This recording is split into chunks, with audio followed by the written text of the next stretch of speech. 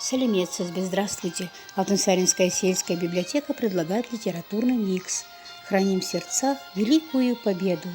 Жумагали Саин. Стихи, посвященные победе. 22 июня 1941 года началась Великая Отечественная война. Весь наш народ поднялся на борьбу с немецко-фашистскими захватчиками. Солдат на передовой, подросток на заводе, партизан в тылу врага и колхозница в далеком от фронта селе, каждый как мог приближал великий час победы. Никогда не исчезнет из памяти народа гордость за великую победу. Из поколения в поколение мы будем помнить о той страшной войне, в которой погибло более 25 миллионов человек. Поэт Жумагали Саин был участником Великой Отечественной войны.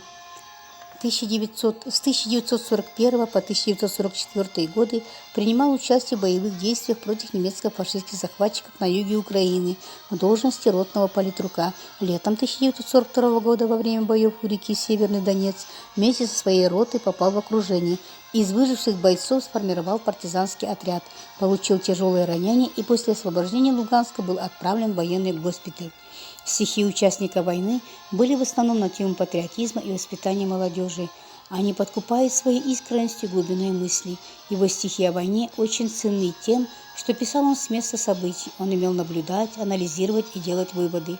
Он был на передовой, в самом пекле войны, был партизаном в тылу врага, героически сражался сам и видел героизм других, узнал, что такое настоящая дружба, и оплакивал гибель друзей.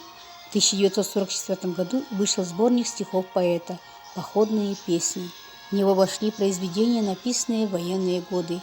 Многие из них родились прямо на поле боя.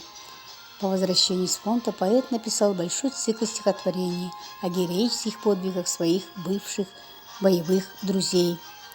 Многие стихи на военную тему жизненно достоверны, наполнены горячей сыновней любовью к родине. В час решительный, в грозный час нас ведет боевой приказ. Мы клялись отомстить врагам, эта клятва связала нас. Если вспомню тебя, герой, сердце кличет, маня на бой. Мир сияет вокруг его, защищу я любой ценой. С праздником Великой Победы! То, что случилось, не забудем, и до конца мы помнить будем про подвиг тот в 40-х, про тех, кого уж нет в живых.